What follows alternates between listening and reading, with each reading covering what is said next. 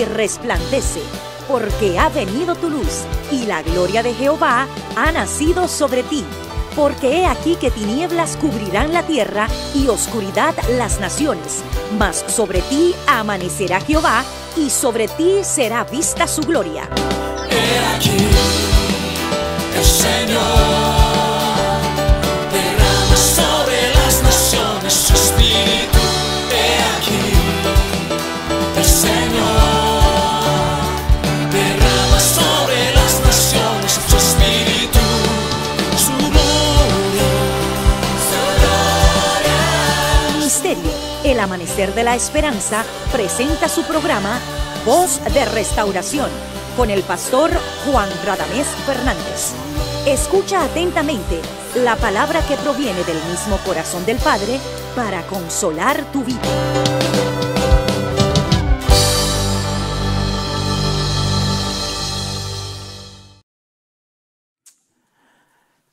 Me siento feliz y en nombre del Señor y de esta congregación te saludamos y te bendecimos.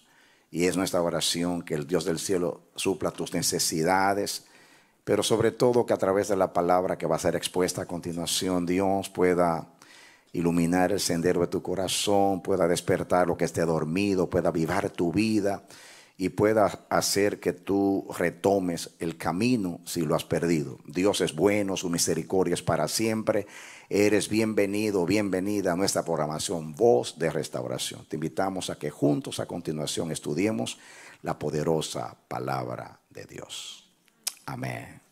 Amados, vamos al pasaje bíblico que estamos estudiando, Mateo capítulo 6, los versos 9 y 10, y dice así la palabra del Señor: Vosotros pues oraréis así: Padre nuestro que estás en los cielos, santificado sea tu nombre, venga tu reino, hágase tu voluntad, como en el cielo, así también en la tierra. Que Dios nos siga bendiciendo y nos bendiga a través de la palabra y nos alimente sobre todo. Hace ya cierto tiempo que estamos estudiando la vida en el Espíritu, la vida del reino de Dios, que es la vida del Espíritu, porque Dios es Espíritu y su reino es espiritual. Así que la vida del reino es la vida del Espíritu. Yo estudié algo con los hermanos el domingo en la tarde, que más adelante vamos a hablar. Voy a estudiar el mismo principio que estudié con ellos, pero con otra ilustración y más ampliamente, para que ustedes también sean participantes de lo que se dijo la semana pasada en la tarde. Vamos a mirar la redención vista desde la óptica del carácter de Dios y en relación con el reino de Dios, porque estamos estudiando la vida del reino. Nosotros nos hemos concentrado en la redención y en lo que nos incumbe a nosotros, en lo que nos afecta positivamente a nosotros. Estábamos perdidos y la redención es que ahora estamos salvados. Aplaudimos, adoramos. Casi todas las canciones que cantamos hoy hablaban de la redención, porque nosotros celebramos que estábamos perdidos y ahora en Cristo estamos salvados. Celebramos que nuestros pecados son perdonados, que hemos sido reconciliados con Dios, que ya no somos condenados, que hay un camino hacia Dios. Celebramos que en la sangre de Cristo nos limpia de todo pecado y celebramos que Él nos levantó de entre los muertos, porque si Cristo resucitó, nosotros también resucitaremos. Ese es el bendito evangelio, las buenas noticias del amor de Dios hacia un mundo que no le amaba. Cantamos, celebramos y no le podemos restar ninguna importancia a la redención. Pero yo quiero que vayamos un poquito más allá. Es bueno que ustedes sepan que la redención es una manera de Dios resolver un problema para lograr algo. En otras palabras, la redención es un medio para alcanzar un fin. El fin no es la redención. La redención es un medio para lograr un fin. Tristemente nosotros nos hemos concentrado en el medio. Y yo quiero con esto, no te estoy estimulando a menospreciar el mensaje del evangelio de la redención. No. Sino que tú veas algo más allá. Más allá. os muestro, como está Pablo, un camino más excelente, algo más allá. Porque ya la redención terminó, ¿y ahora qué? ¿Nos vamos a quedar mirando el pasado, nos redimió? Sí, celebramos que nos redimió, porque lo que estamos viviendo hoy, la santificación, y lo que viviremos en el futuro, la glorificación en el reino de Jesús, tiene que ver con lo que pasó allá. Así como el sumo sacerdote tenía que tomar la sangre en el altar de bronce y recorrer todo el camino hacia el Santísimo para derramarla en el propiciatorio, no se puede, sin derramamiento de sangre no hay remisión. Todo viene por el derramamiento de sangre. Pero hoy quiero que tú veas más allá. Más allá. Jesús vino a buscar y a salvar lo que se había perdido. Entonces, la redención es para encontrar lo que se había perdido. De una vez encontrado lo perdido, Dios logra su objetivo, que es volvernos a la comunión con Él y a la vida de su reino. Van a entender algo. Comencemos con un principio. Vengan conmigo a Efesios capítulo 1. A ver hacia dónde nos lleva el Señor. Efesios capítulo 1, versículo 11. En él mismo, Jesús, tuvimos herencia, habiendo sido, ¿qué cosa? Predestinados conforme al propósito, oigan ustedes, conforme al propósito. Diga, la predestinación viene como consecuencia de un propósito. Amén. Quiere decir que la causa es el propósito y el efecto es la predestinación. Nosotros nos hemos concentrado en la predestinación y no en la causa de la predestinación, que es el propósito de Dios. Pero escuchen. Conforme al propósito del que hace, está hablando de Dios, todas las cosas según el designio de su voluntad. Todas las cosas. Todas las cosas. Y todas son todas las cosas. Dios las hace de acuerdo al designio de su voluntad. Quiere decir que Dios nunca cambia, nunca varía. Siempre todas las cosas las hace de acuerdo o según el designio de su voluntad. La palabra griega designio se traduce decisión, acuerdo entre varios, se traduce consejo, el consejo de su voluntad, se traduce intención, designio. Según la Real Academia Española, designio viene de designar y lo define así: pensamiento o propósito del entendimiento aceptado por la voluntad. Wow. Está muy afín con la definición bíblica del griego también. Porque designio es el consejo, es la intención, es una decisión. Diga, decisión. Designio es una decisión de la voluntad. Decisión de la voluntad.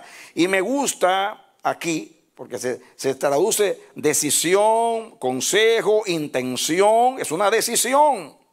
Es designar algo. Pero es el resultado de un propósito y es aceptado por la voluntad. La voluntad decide si hay un designio. En la parte humana es así. Usted se propone algo y usted lo decide. Usted tomé esta decisión. Es un designio suyo. Después de haber deliberado, yo voy a hacer esto. Este es mi consejo. Esto es lo que yo voy a hacer. Esto es lo que yo decido.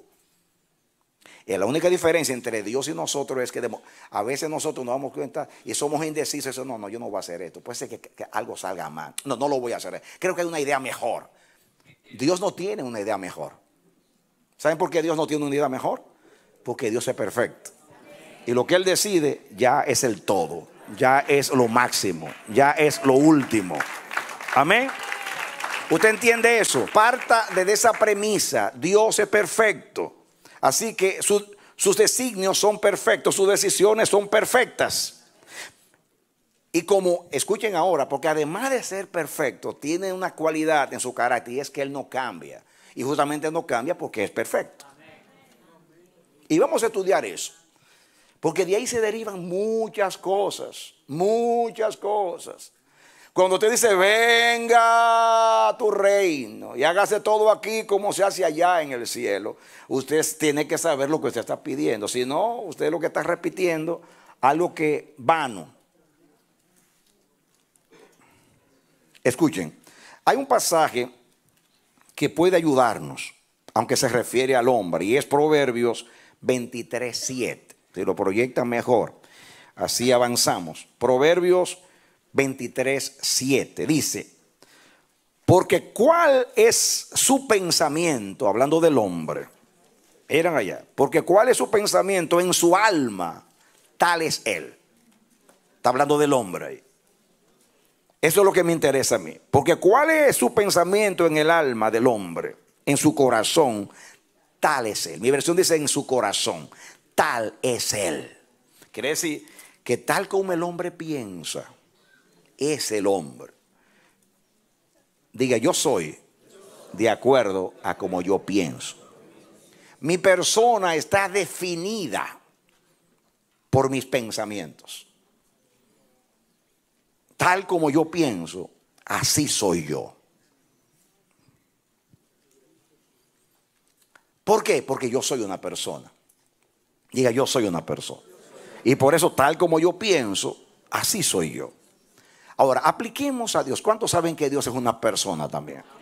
Solamente que es una persona perfecta, pero es una persona. Dios no es una fuerza activa, un poder, algo místico, un concepto místico, religioso. Dios es una persona con naturaleza espiritual, invisible, pero es una persona. En otra dimensión, pero es una persona. Entonces diríamos que, diga conmigo, tal el pensamiento de Dios, así es Dios. Que eso es lo que estudiamos. Él todo lo hace de acuerdo a su designio. Y el designio es un pensamiento de su voluntad. Es una decisión de su voluntad. Isaías dice que sus pensamientos no son nuestros pensamientos, ni nuestros caminos son sus caminos. Así como los cielos son más altos que la tierra, así son sus pensamientos y sus caminos con relación a nosotros. Nosotros somos de abajo, así que nuestros pensamientos son terrenales y los pensamientos de Él son divinos, celestiales y perfectos. ¿Están de acuerdo conmigo? ¿Me están siguiendo? Muy bien. Estoy usando no solamente la lógica, sino la revelación bíblica de la palabra del Señor. Malaquías 3:6. Malaquías 3:6. Otro pasaje también muy conocido quizás, pero ahora ustedes van a ver por qué estoy citando esos textos. Malaquías 3:6 dice lo siguiente: porque yo Jehová, ¿quién está hablando? No cambio. Por esto, hijos de Jacob, no habéis sido consumidos. Porque yo no cambio. Por esto, hijos de Jacob, no habéis sido consumidos. A mí me conviene que Dios no cambie. Amén. Una vez se me vino un pensamiento a mí muy pueril, infantil, pero muy poderoso. Me puse a pensar, wow, solamente hay un Dios. Qué revelación. Solamente hay un Dios. Y me vino un pensamiento. Pero lo más glorioso es que el único Dios que existe es bueno. Porque imagínense, si el único que existiera fuera malo, hay de nosotros. Pero gloria a Dios, qué suerte que el único Dios que existe es bueno. Qué tremenda noticia. Gloria a Dios. Amén. Gloria a Dios. Pero miren ustedes, el Dios único es el Dios de amor, que siempre ama. Y como el amor nunca deja de ser, Él tampoco nunca deja de ser. Él no cambia, porque Él es perfecto. Y por eso yo no he sido consumido, ni tú tampoco.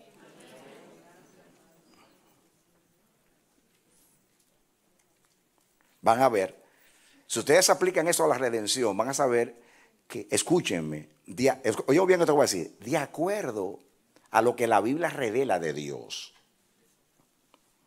la redención era algo obligatorio para Dios.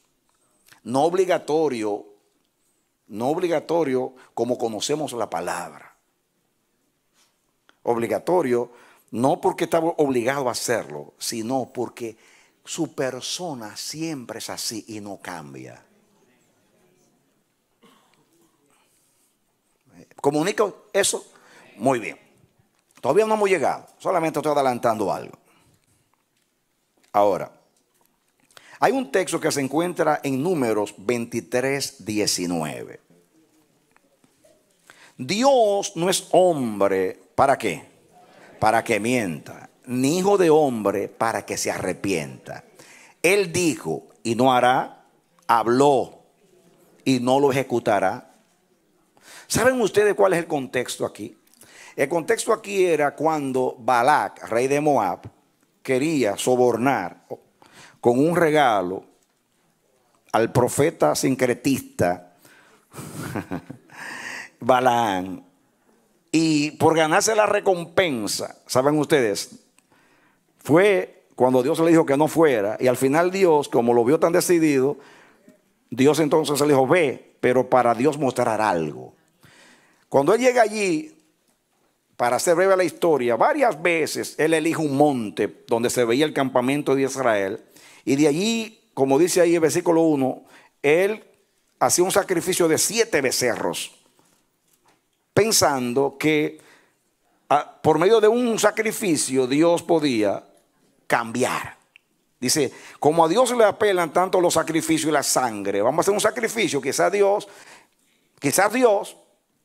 cambia y maldice a Israel.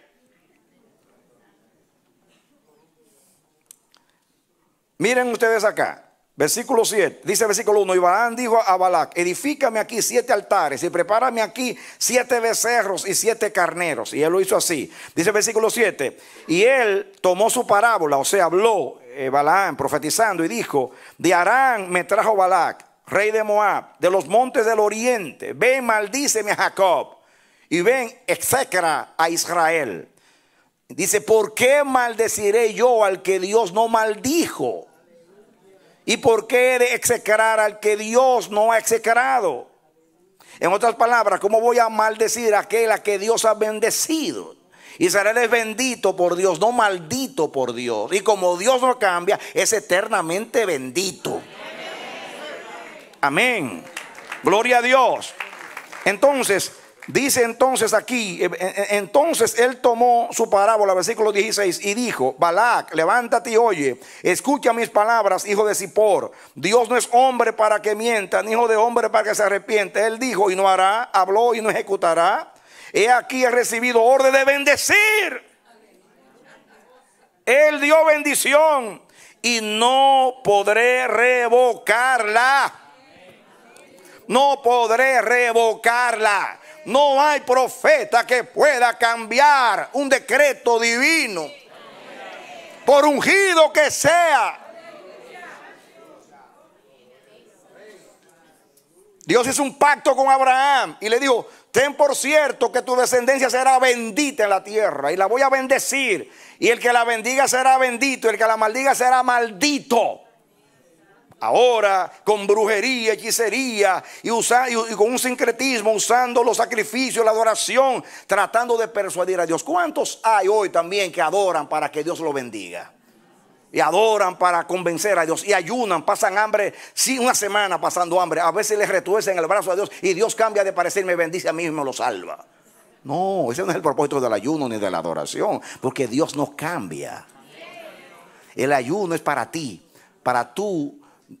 El ayuno significa que yo voy a tomar mi carne y la voy a sacrificar, la voy a someter, la voy a privar de lo necesario para que mi carne esté anulada, neutralizada, para tener comunión con Dios. Y a tener comunión con Dios, naturalmente, yo puedo entender su voluntad. Me uno con Dios en espíritu. Pero si lo que yo estoy pidiendo está en contra de la voluntad de Dios, olvídate de tu ayuno. Pasaste hambre solamente. La Biblia dice, si pedimos algo conforme a su voluntad, Él nos oye. Si es conforme a su voluntad, Él nos oye. Ahora entienden ustedes por qué la salvación está segura, porque Dios no cambia. La salvación no está segura porque tú no puedes caer. No. La salvación está segura porque el Dios fiel no cambia. Por eso dice que el fiel nos guardará sin caída hasta el día de Jesucristo. La seguridad de la salvación está basada en que Cristo murió, resucitó, ascendió al cielo, el Padre aceptó el sacrificio. Cristo tiene 20 siglos intercediendo para que tu perdición no suceda, sino que Dios siga cumpliendo lo que prometió. Mandó el Espíritu Santo para cuidarte, mandó los ángeles para librarte del mal. Y como Dios no cambia, que comenzó la obra, la va a terminar. Dios es fiel. Eso es reino de Dios. Amén. Israel no pudo ser maldito. Todavía Israel es amado. No hay un pueblo más rebelde y más contradictor que Israel. Y no lo digo yo, lo dijo Dios. Desde el principio eres un pueblo contradictor, rebelde de servicio. Tan así que una vez, hace muchos años, yo le dije al Señor: Señor, yo creo de todo corazón que Jesucristo es tu Hijo.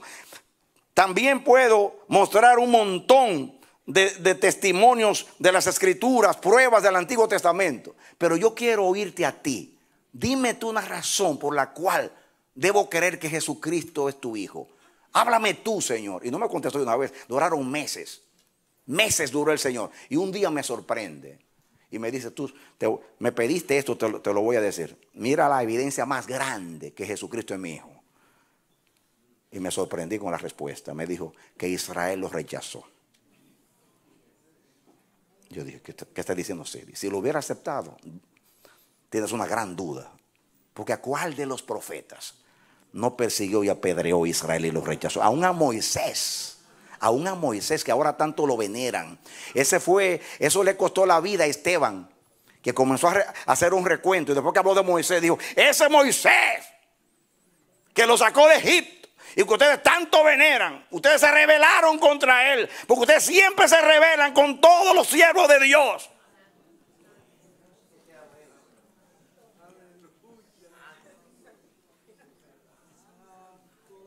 Pero como es verdad que Israel es un pueblo rebelde y contradictor, tiene una bendición, que tiene un Dios que le dice: como yo no cambio, te tengo que seguir bendiciendo.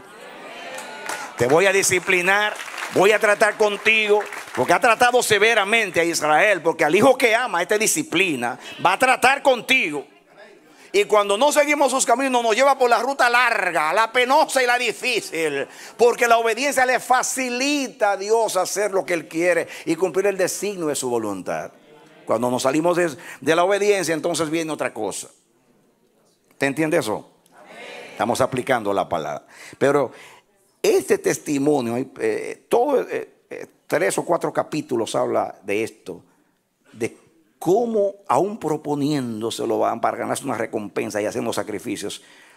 Él dijo: Dios no cambia, yo no puedo maldecir lo que ya está bendecido. Si Dios lo bendijo, no hay decreto humano. No hay decreto humano. Por eso más tarde dice él: no hay maldición contra Israel, no hay brujería contra Israel, no hay agüero contra Israel, no hay santería ni vudú en contra de los que han sido lavados por la sangre de Cristo. Amén. Amén. Hoy le hemos hecho un culto al diablo y andamos con un temor. El que debe estar corriendo es el diablo. El diablo que debe estar corriendo. El poder está en usted, él está vencido y usted está en victoria. No le tenga miedo a la brujería. La brujería, la hechicería y toda obra satánica viene por sugestión. El temor es para el diablo lo que la fe es para Dios. La fe le abre el camino a Dios. Es gracia por medio de la fe. La fe es la tubería. Si la tubería está limpia, la gracia, sea la que sea, no solamente la gracia para la salvación, porque gracia es un favor de Dios. Todo favor de Dios entra cuando la tubería de la fe está limpia. Limpia la tubería y pasará la gracia. Amén. Porque es por gracia, por regalo de Dios a través de la fe.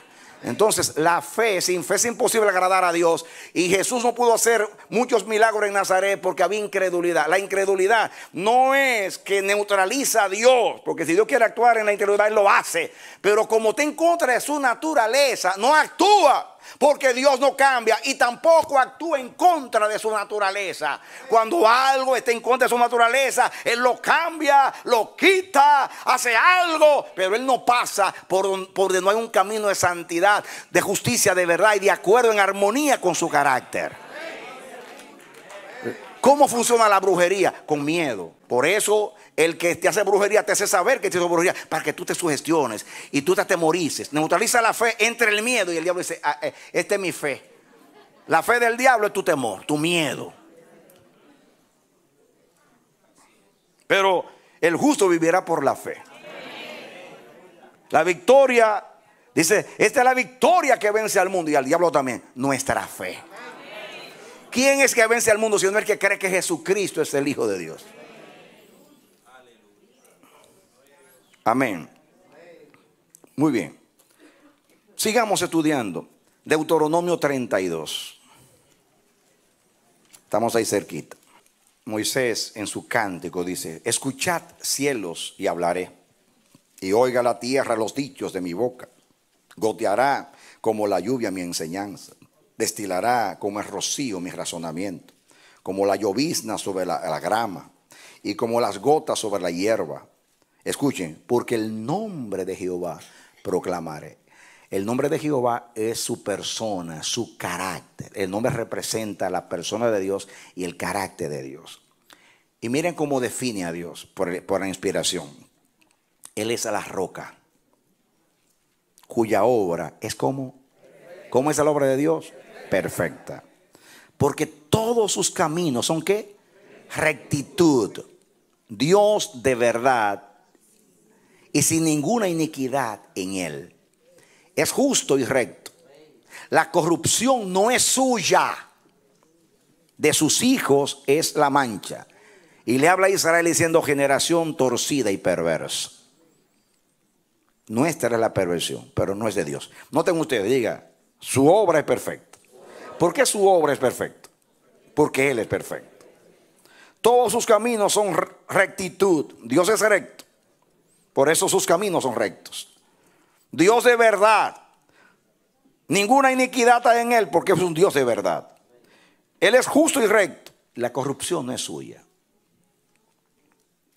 ¿Cuántos adjetivos para describir que Dios es santo, es puro y es recto?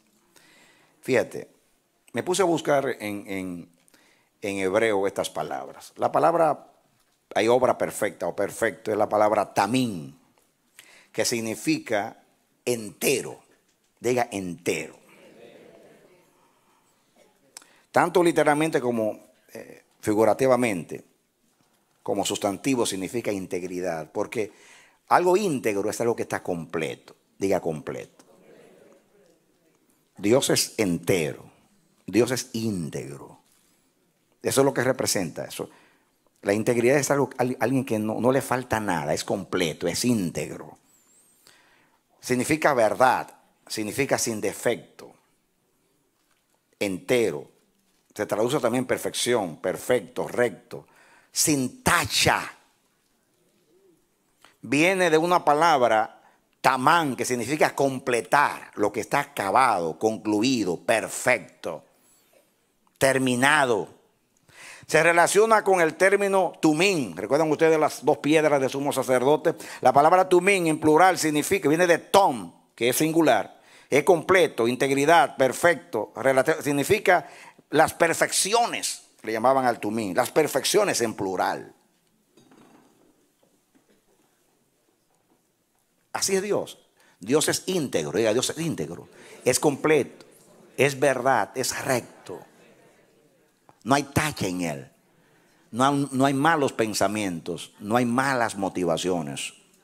Cuando Israel dijo: me sacó de Egipto para matarnos en el desierto, atribuyéndole despropósito a Dios. Eso es un pecado terrible, decir que Dios tiene una mala intención.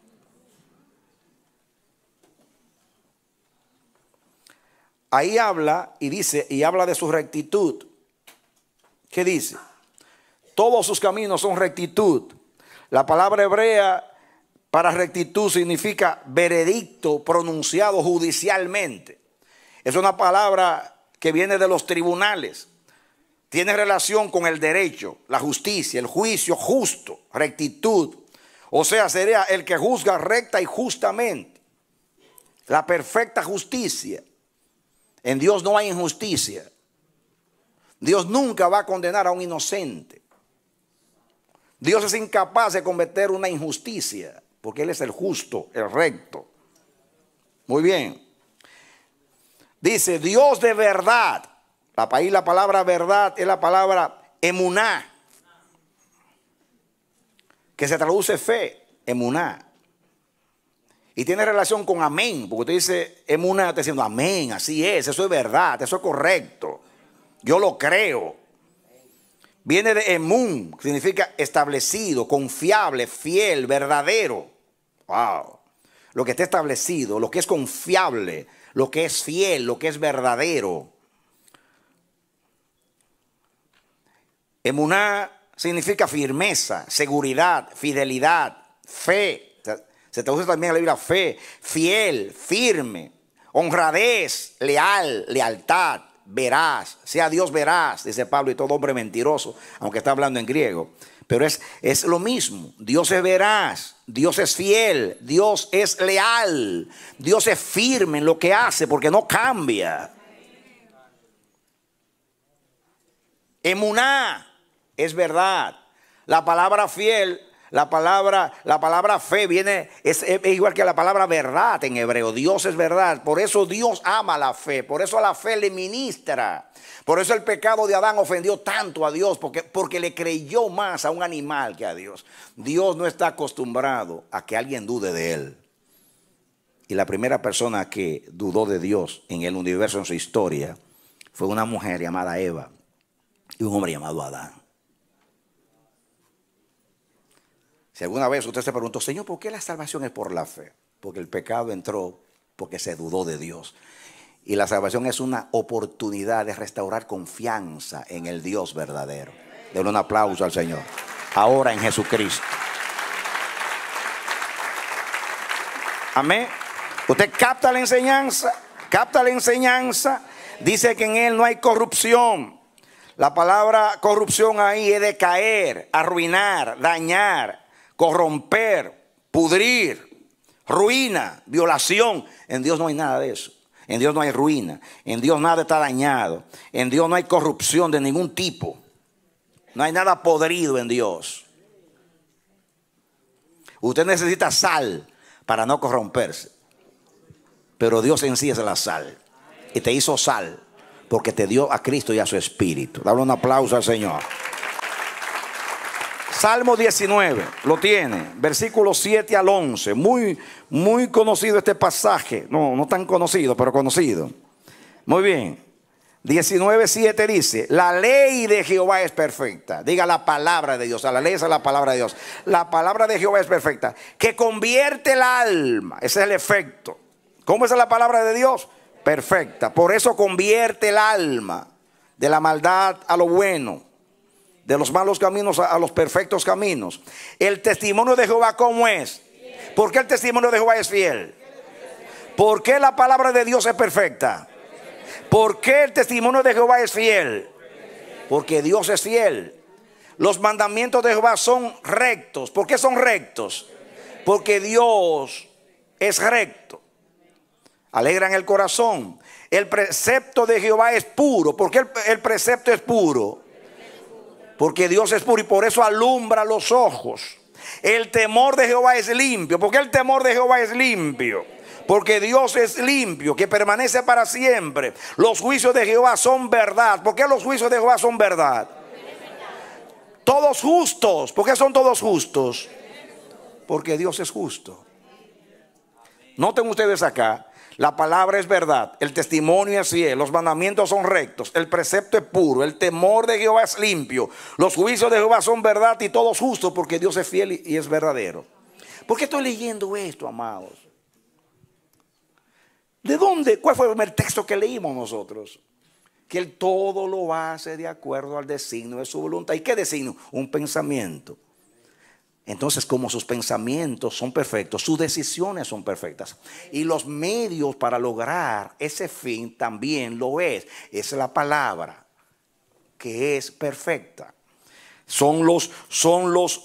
Usa el testimonio de la palabra que es fiel. Usa los mandamientos de la palabra que son rectos. Usa el precepto de la palabra que es puro. Usa el temor que produce la palabra que es limpio. Usa los juicios que son verdad y son justos.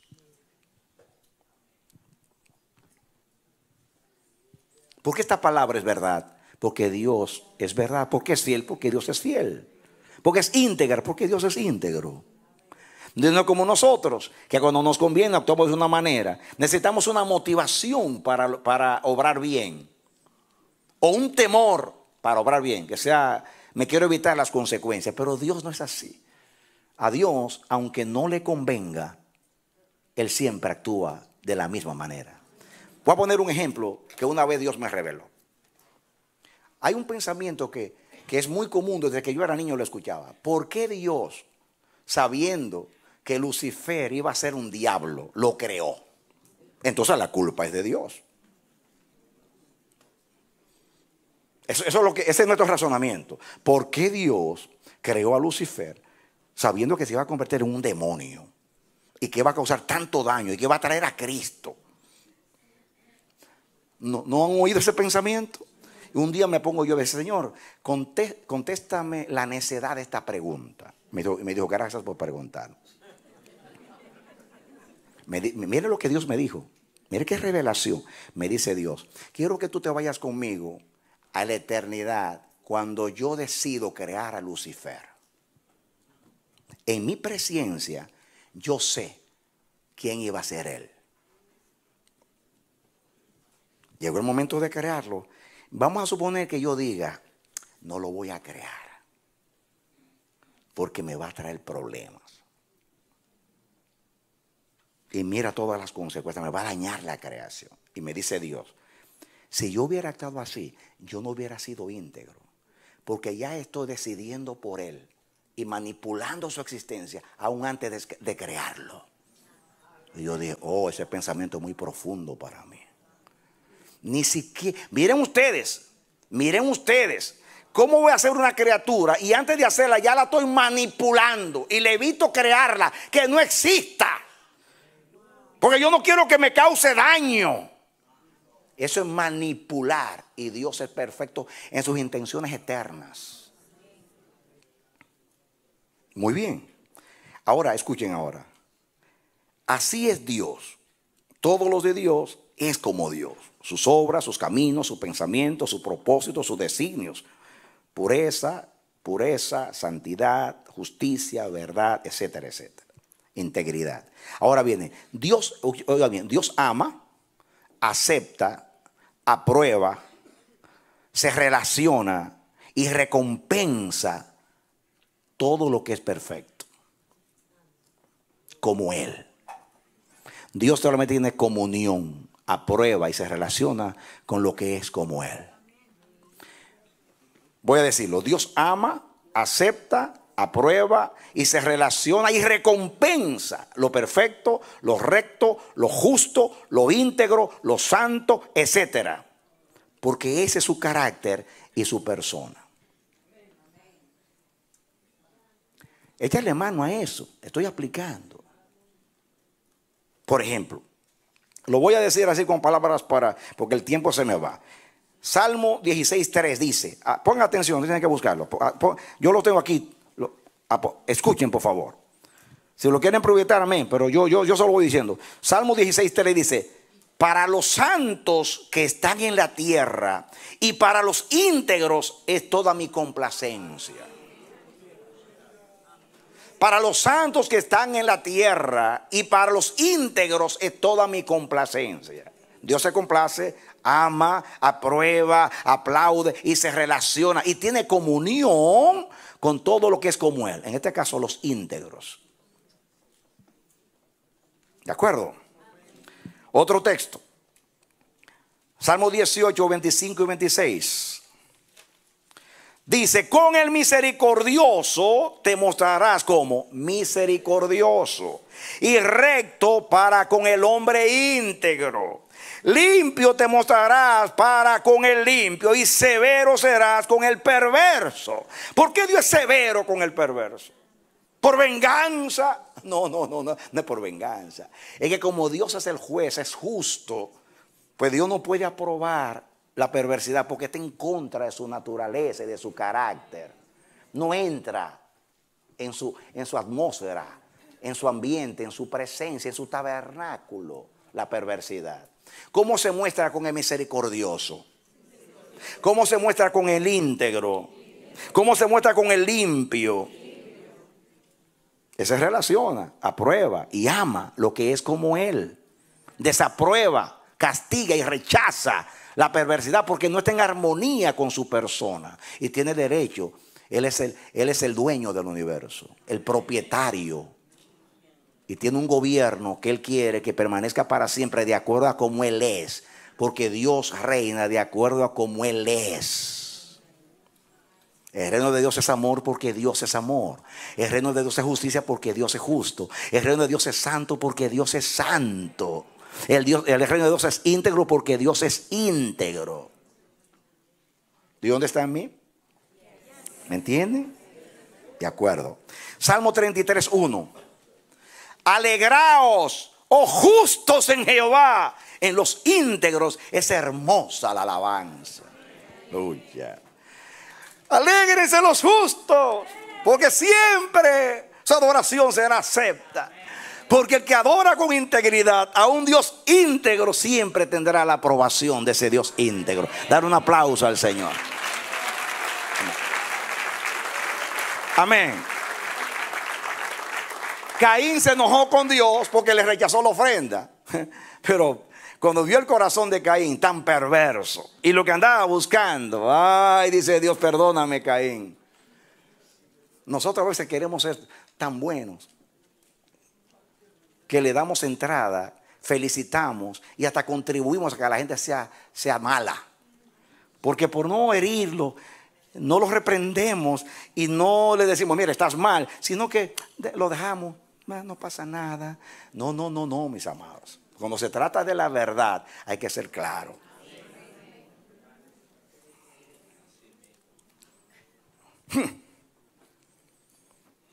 ¿Están conmigo? ¿Por qué deben alegrarse los justos? Porque en los íntegros es hermosa la alabanza para Dios. Salmo 37:37. Dice, considera al íntegro y mira al justo, porque hay un final dichoso para el hombre de paz. Gloria a Dios, qué hermoso. Considera al íntegro, Dios considera al íntegro y mira al justo, porque hay un final dichoso para el hombre de paz. El hombre de paz es el hombre íntegro, que tenga armonía con Dios, que es un hombre de armonía.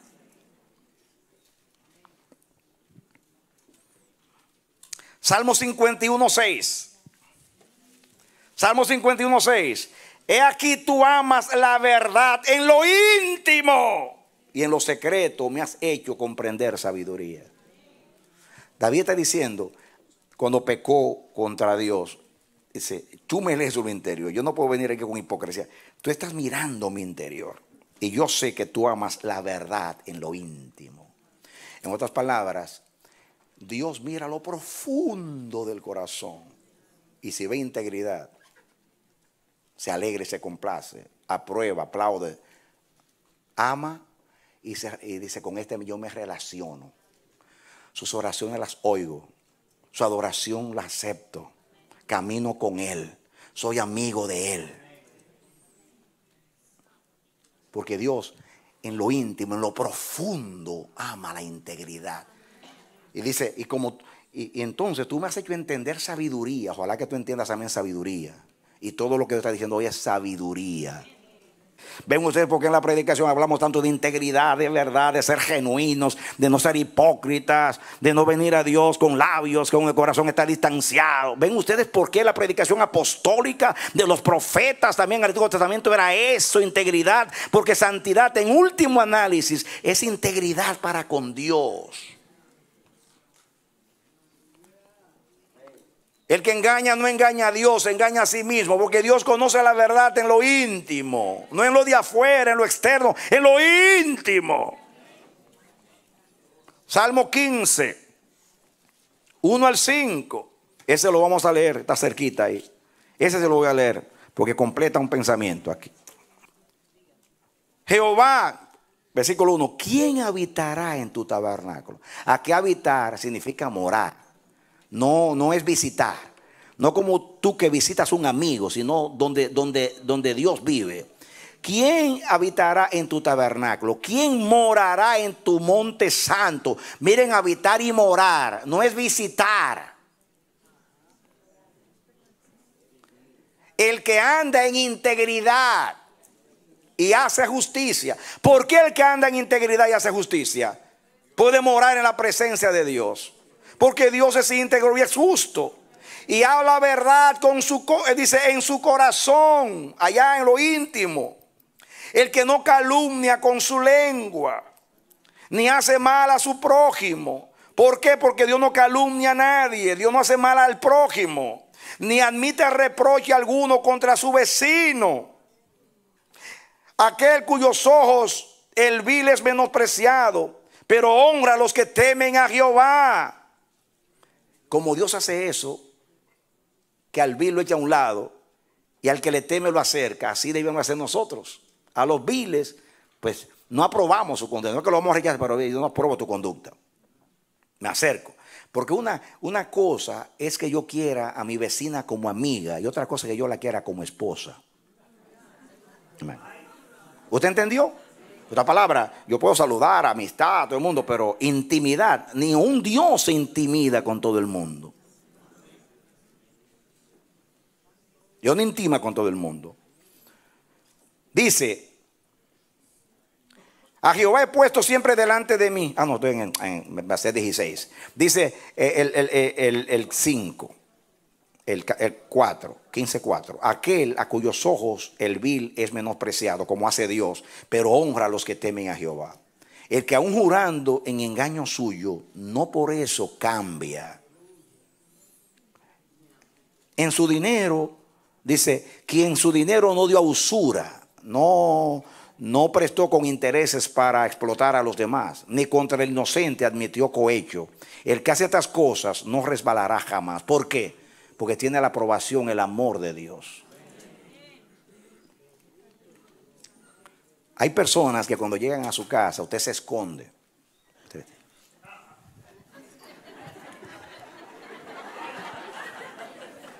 Hay otros que usted habla. ¡Oh, qué alegría! ¡Qué sorpresa! ¡Me entra! Y le da café, y le da de todo. Y cuando se quiere ir, por favor, no te vayas, no te vayas, no te vayas. Quédate un poquito más. Hace tiempo tú no vienes aquí. Quédate. Así hace Dios con los íntegros. Quédate en mi presencia. No te vayas. ¿Por qué te vas? ¿Por qué estás apurado? Así hizo con Enoc. Alguien tuvo un sueño que Dios y Enoc caminaban juntos un día y se distanciaron. En la amistad se fueron lejos y le dice Dios a Enoc, wow, ¿viste qué lejos nos fuimos? Estamos muy lejos de tu casa. Creo que estamos más cerca de la mía. Así que te llevo a mi casa y se lo llevó Dios.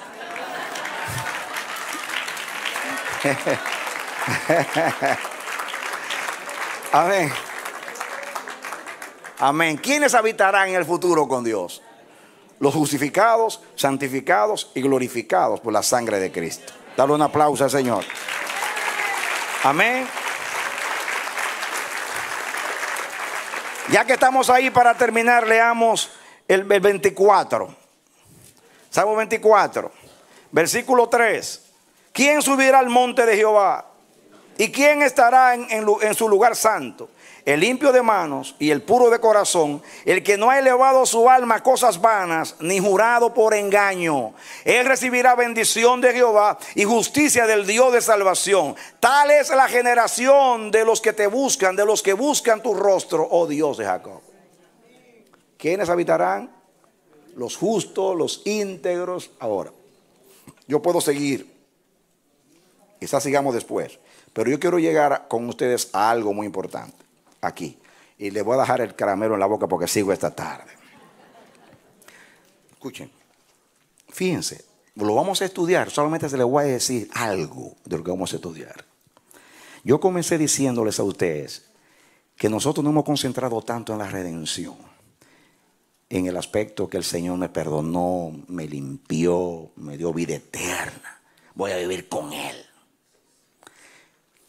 Pero esto que yo te estoy predicando es lo que origina la redención. Esta manera de Dios ser y pensar es lo que origina la redención. Por eso les dije que la redención era una obligación de Dios, un deber porque Dios tiene que ser fiel a Él mismo. Y como Dios ama al hombre y el hombre tiene el aliento de su boca, vino a buscar a salvar lo que era de Él. Hemos hablado en otros temas de eso ahora. ¿Por qué la redención? Bueno, brevemente, Dios hace al hombre perfecto, el hombre peca. Cuando el hombre peca, ¿qué es pecado? Lo vamos a estudiar lo que es pecado. El pecado es la división entre Dios y el hombre, ya lo hemos estudiado. El pecado es transgresión a la ley, es toda injusticia, toda rebelión contra Dios y todo lo que no está en armonía con su persona íntegra, verdadera, justa, etcétera, etcétera. Entonces, como el hombre peca, quiere decir actúa en contra de Dios. Ya Dios no puede relacionarse con el hombre. Por eso cuando Dios viene, Adán, ¿dónde tú estás? Adán se esconde. ¿Por qué se esconde Adán? Cuando antes venía donde estaba Dios. Usted dirá temor y hay muchas revelaciones que son verdaderas, pero la causa principal es porque ya no puede tener relación con Dios. Porque cuando usted esté en pecado, ¿no le pasa a usted que usted a veces piensa que usted ofendió a Dios y usted va a orar y no se concentra en la oración? No sé usted, pero yo no me concentro. Y comienzo y doy vuelta y Dios me está diciendo, tú sabes que yo no estoy contento por esto. Y yo, ay Señor, tú sabes. Y como que me quedo neutralizado. Es que nuestra condición no comulga con la forma de Dios. Dios solamente filtra lo que es como Él. Entonces, escuchen, amados. Entonces, cuando el hombre peca, se esconde y comienza a buscar excusa. La mujer que me dice, porque en realidad es una reacción de que ya yo no puedo comulgar con Él. Ya mi condición repele a lo que es de Dios. Y Dios, conociendo eso, lo saca del huerto y de su presencia.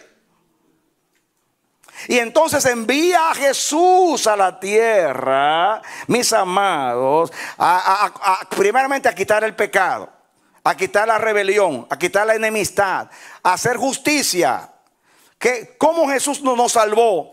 Pues haciendo lo contrario al pecado, no pecando, hizo verdad, hizo justicia, vivió en integridad, vivió en verdad y así le pudo dar una ofrenda perfecta a Dios. Dios, contento con él, lo resucita de entre los muertos y lo lleva al cielo y nos acepta en él. Y aún para aceptarnos manda el Espíritu Santo a que nazcamos del Espíritu, porque solamente lo que nace del Espíritu puede entrar a Dios. Entonces la redención es un recurso de Dios para que el hombre pueda tener relación con Él, tener un pacto con Él y traerlo a Él. Tiene que quitar lo que impide, en este caso el pecado. La redención es un medio es un medio de Dios para quitar del medio a lo que impide, para tener una relación armoniosa con el hombre. Entonces, redimirte no es librarte del infierno. En último análisis, librarte del pecado, librarte de la ira, librarte del diablo, del infierno, del mundo, es un medio para que tú puedas relacionarte con Él. Porque Dios no puede tener comunión contigo y quiere tener comunión contigo. Y Él tiene que quitar el impedimento para poder tener relación contigo. Ahora se dan cuenta por qué tanto énfasis en la santidad de Dios. Le dejo con el caramelo en la boca. Pero habla el entendimiento. Todo ese largo camino es para que usted entienda algo muy sencillo. ¿Por qué nos salvó? Y si estoy salvo y sigo viviendo en pecado, entonces es como si no me hubiera salvado. Porque me salvó para que yo tenga comunión y relación con Él, para meterme en su círculo, en su tabernáculo, para que tenga comunión y relación con Él. Y si quitó el pecado y yo sigo en pecado, ahora ven por qué que no es, como dice, sin santidad nadie verá al Señor. Sé santos, porque el que nos llamó es santo. La razón por la cual le llamamos a ser santos no es, mis hermanos, escúchame, no es para librarte de las consecuencias. No es porque quiero estar en paz con Dios. No es solamente eso. El que te llamó es santo y te llamó a santidad para que tú puedas habitar donde Él habita y relacionarte con Él eternamente.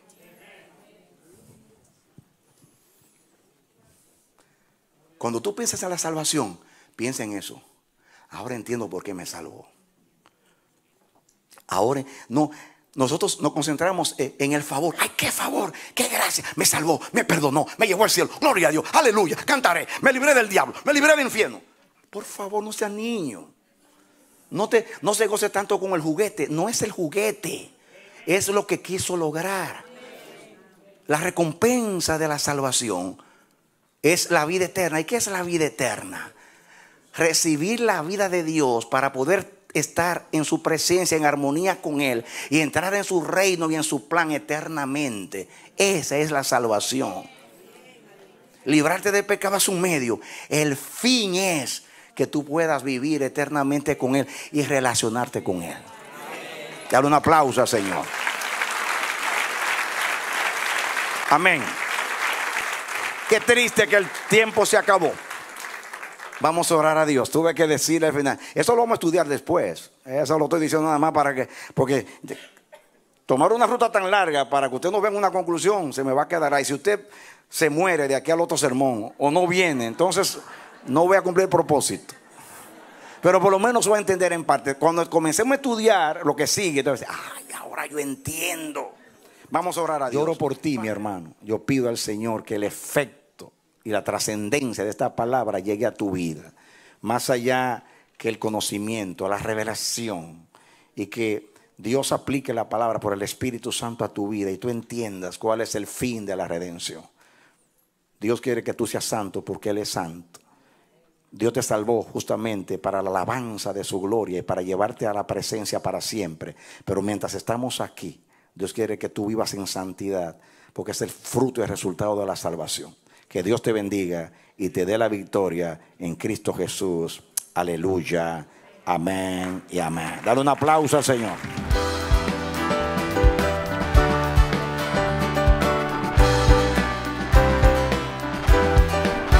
Este ha sido su programa Voz de Restauración. Si desea comunicarse con nosotros, escríbanos al P.O. Box 70, Bronx, New York 10473, o visita nuestra página web www.elamanecer.org. Nos despedimos hasta la próxima. Que Dios te bendiga.